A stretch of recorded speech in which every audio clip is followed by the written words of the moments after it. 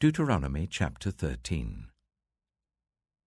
If a prophet, or one who foretells by dreams, appears among you and announces to you a sign or wonder, and if the sign or wonder spoken of takes place, and the prophet says, "Let us follow other gods, gods you have not known, and let us worship them," you must not listen to the words of that prophet or dreamer.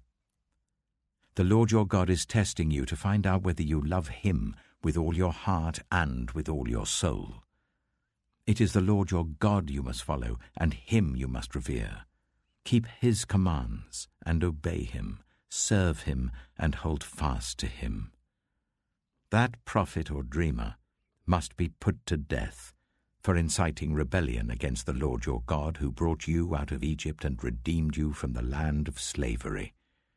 That prophet or dreamer tried to turn you from the way the Lord your God commanded you to follow. You must purge the evil from among you.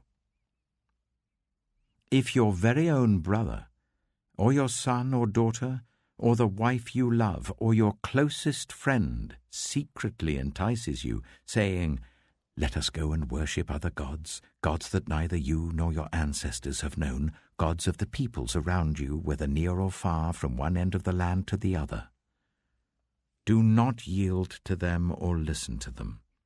Show them no pity, do not spare them or shield them. You must certainly put them to death. Your hand must be the first in putting them to death, and then the hands of all the people. Stone them to death, because they tried to turn you away from the Lord your God, who brought you out of Egypt, out of the land of slavery. Then all Israel will hear and be afraid, and no one among you will do such an evil thing again. If you hear it said about one of the towns the Lord your God is giving you to live in, that troublemakers have arisen among you and have led the people of that town astray, saying, "Let us go and worship other gods, gods you have not known," then you must inquire, probe, and investigate it thoroughly. And if it is true, and it has been proved that this detestable thing has been done among you, you must certainly put to the sword all who live in that town.